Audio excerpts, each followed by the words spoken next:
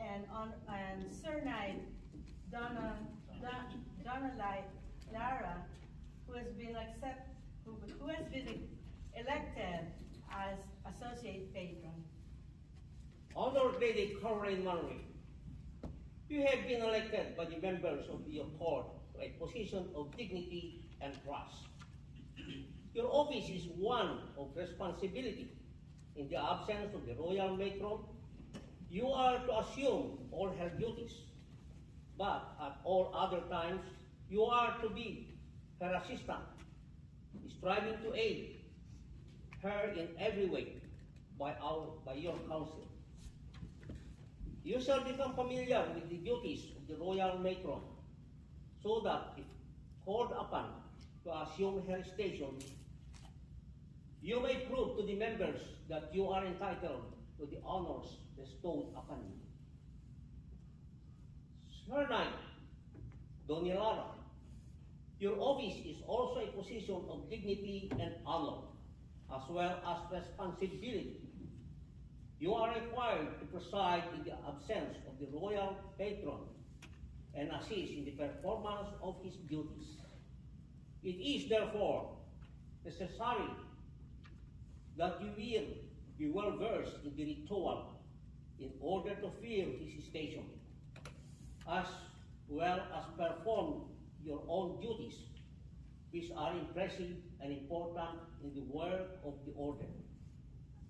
Your loyalty to the court is sure to bring its own reward for work well done. Honored Lady Marcia, invest the associate matron, and associate patron with the jewel of their office and escort them to their stations in the West.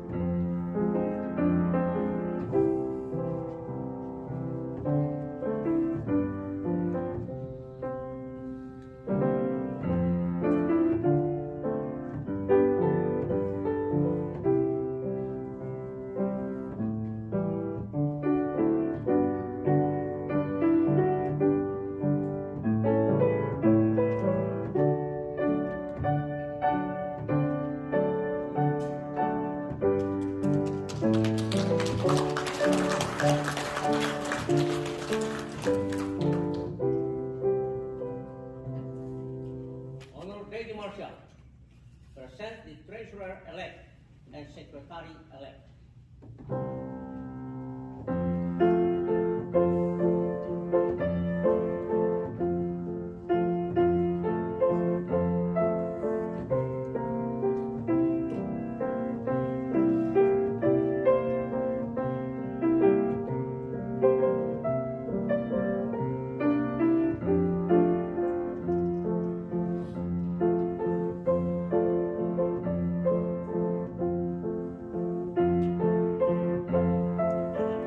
Royal patron, I have the honor to present to you Honored Lady Lenny Juarez, who has been elected as treasurer, and Honored Lady Chet Sokol, who has been elected as secretary. Honored Lady Letty Juarez, you have been elected to fill an honorable and responsible position. The members have believed in your integrity and fidelity. I will place in your hands their funds, knowing well that you will be faithful to the trust and imposed upon you.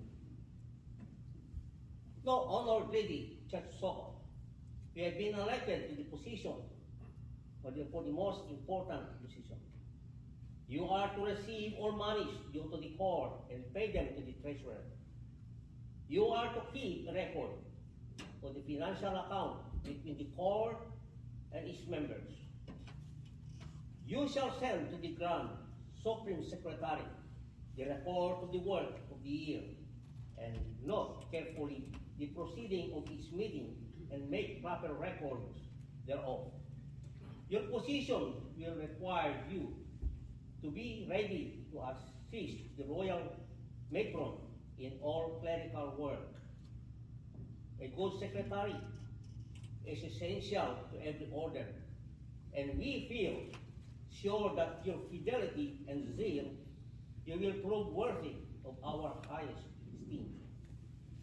Honored Lady Marcia, invest the treasurer and secretary with the jewel of their office and escort them to their stations.